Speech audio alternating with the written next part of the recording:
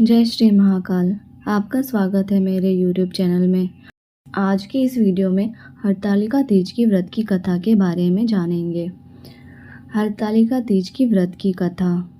एक बार भगवान शिव ने पार्वती जी को उनके पूर्व जन्म का स्मरण कराने के उद्देश्य से इस व्रत की महिमा की कथा कही थी। श्री भोलेनाथ शंकर जी बोले, हे गौरी, हिमालय पर्वत पर स्थित गंगा के तट पर तुमने अपनी बाल्यावस्था में 12 वर्षों तक घोर तपस्या किया था। इस अवधि में तुमने अन्न न खाकर पेड़ों के सूखे पत्तों को चबाकर व्यतीत किए।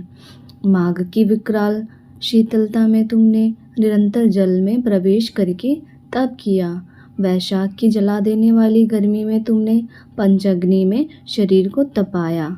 श्रावण की मूसलाधार वर्षा में खुले आसमान के नीचे बिना अन्न जाल ग्रहण किए तुमने समय बिताया।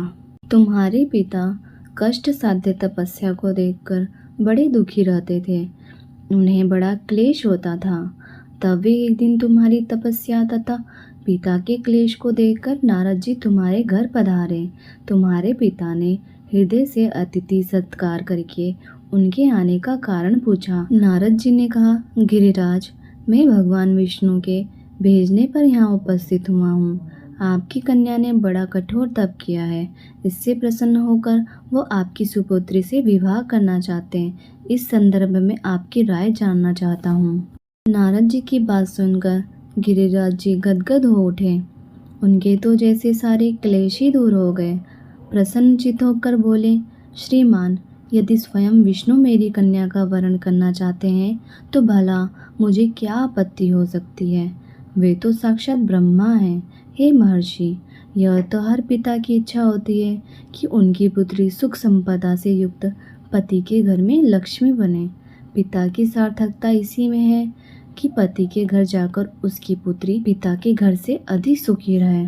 तुम्हारे पिता की स्वीकृति पाकर नारद जी विष्णु जी के पास गए और उनसे तुम्हारे विवाह के निश्चित होने का समाचार सुनाया।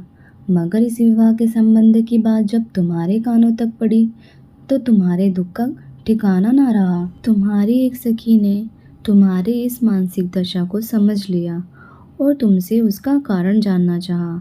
तब तुमने बताया, मैंने सच्चे हृदय से भगवान शिव शंकर को अपना पति स्वीकार किया है, किंतु मेरे पिता मेरा विवाह विष्णु जी से करना चाहते हैं। मैं विचित्र धर्म संकट में फंस गई हूँ। अब क्या करूँ?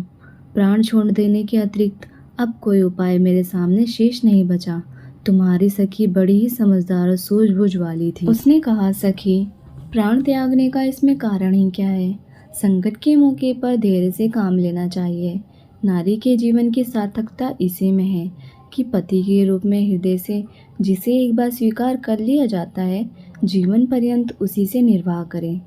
सच्ची आस्था और एक निष्ठा के समक्ष तो ईश्वर को भी समर्पण करना पड़ता है। मैं तुम्हें घनघोर जंगल में ले चलती हूँ, जो साधना स्थली भी हो और जहाँ तुम्हारे पिता तुम्हें खोज भी ना पाए। वहाँ तुम साधना में लीन हो जाना। मुझे विश्वास है कि ईश्वर अवश्य तुम्हारी सहायता करेंगे। तुमने ऐसा ही किया। तुम्हारे पिता तुम्हें घर पर ना पाकर बड़े दुखी तथा चिंतित हुए। वे सोचने लगे कि तुम जाने कहाँ चली गई। मैं विष्णु जी से उसका विवाह करने का प्रण कर चुका हूँ। यदि भगवान विष्णु बारात लेकर आ गए और कन्या घर पे ना हुई तो बड़ा अपमान होगा। मैं तो कहीं मुँह दिखाने योग्य भी नहीं रहूँगा। यही सब सोचकर गिरिजर जोर शोर से तुम्हारी खोज में लग गए। इधर तुम्हारी खोज होती रही और उधर तुम अपनी सखी के साथ नदी के तट पर एक गुफा में मेरी आराधना में लीन थी। भाद्रपद शुक्ल तृतीया को हस्त नक्षत्र था। उस दिन तुमने रेत के शिवलिंग का निर्माण करके व्रत किया। रात भर मेरी स्तुति के गीत गाकर जागी। तुम्हारी कष्ट साध्य तपस्या के प्रभाव से मेरा आसन डोलने लगा। मेरी समाधि टूट गई। मैं तुम्हारे समक्ष जा पहुंचा और तुम्हारी तपस्या से प्रसन्न होकर तुमसे वर मांगने के लिए कहा। तब अपनी तपस्या के फलस्वरूप मुझे अपने समक्ष पाकर तुमने कहा, मैं हृदय से आपको पति के रूप में वरण कर चुकी हूँ। यदि आप सचमुच में मेरी तपस्या से प्रसन्न होकर आप यहाँ पधारे हैं तो मुझे अपनी अर्धांगिनी के रूप में स्वीकार कर लीजिए। मैं तथास्तु कहकर कैलाश पर्वत पर लौट आया। प्रातः होते ही तुमने पूजा की समस्त सामग्री को नदी में प्रवाहित करके अपनी सहेली सहित व्रत का पारण किया। उसी समय अपने मित्र बंधु व दरबारियों सहित गिरिराज तुम्हें खोजते खोजते वहां पहुंच गए और तुम्हारे इष्ट कष्ट साध्य तपस्या का कारण और उद्देश्य पूछा। उस समय तुम्हारी दशा को देखकर गिरिराज अत्यधिक दुखी हुए और पीड़ा के कारण उनकी आंखों में आंसू उमड़ आए थे।